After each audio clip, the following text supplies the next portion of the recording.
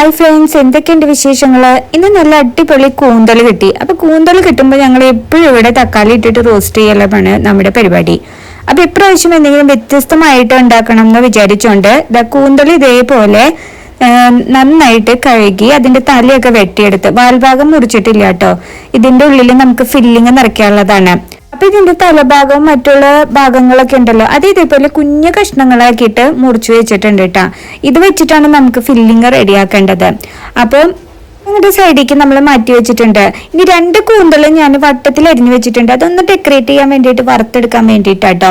അപ്പൊ നമ്മൾ ആദ്യം ചെയ്യാൻ പോകുന്നത് ഇതിലൊക്കെ മസാല പരട്ടണം.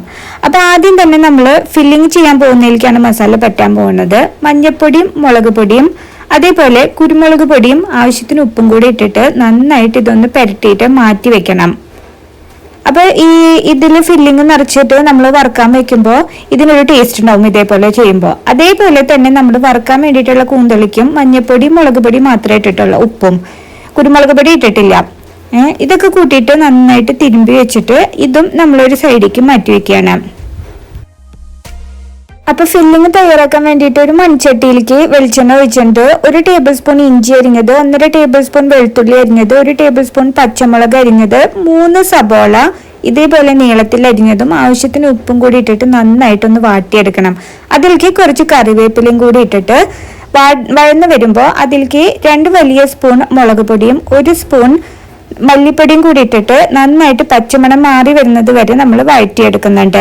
അതിലേക്ക് നമ്മൾ ചെറിയ ചെറിയ കഷ്ണങ്ങളാക്കി വെച്ചിരിക്കുന്ന നമ്മുടെ കൂന്തലിന്റെ തലയും മറ്റുള്ള ഭാഗങ്ങളൊക്കെ ഉണ്ടല്ലോ, അതൊക്കെ ഇട്ട് ആവശ്യത്തിന് ഉപ്പും കൂടി ചേർത്തിട്ട് ഇതൊന്ന് നന്നായിട്ട് നമുക്ക് വേവിച്ചെടുക്കണം.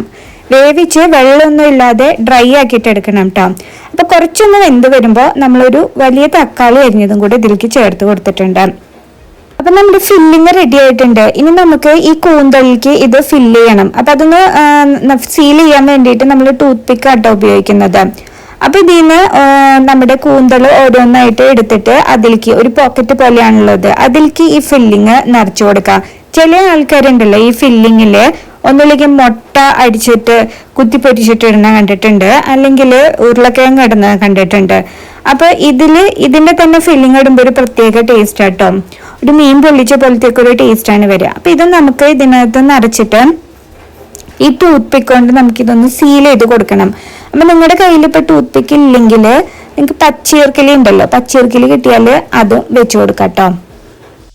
ഇതാ നമ്മുടെ കൂന്തൽ നിറച്ച് റെഡിയാക്കി വെച്ചിട്ടുണ്ട് കേട്ടോ. ഇനി നമുക്ക് ഒരു പാനില് കുറച്ച് വെളിച്ചെണ്ണ ഒഴിച്ചിട്ട് അത് ഇതിൽ വെച്ചിട്ട് പൊരിച്ചെടുക്കുക ചെയ്യണത്.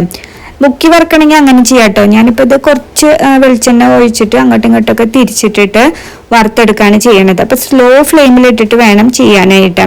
അതിന്റെ ഇടയിൽ നമ്മൾ നേരത്തെ മസാല പറ്റി വെച്ച കൂന്തൽ വറുത്തെടുത്തിട്ടുണ്ട് കേട്ടോ. അപ്പൊ ഇതാ നമ്മളുടെ കൂന്തലും നിറച്ചത് റെഡി ആയിട്ടുണ്ട്. ഇത് ചിലർ കട്ടൻ ചായയുടെ ഒപ്പം 4 മണിക്ക് കഴിക്കുന്നവരുണ്ട്, അത് കോഴിക്കോട് ഭാഗങ്ങളിലൊക്കെ. ഞങ്ങളിത് ചോറിന്റെ കൂടെയാണ് കഴിച്ചത്.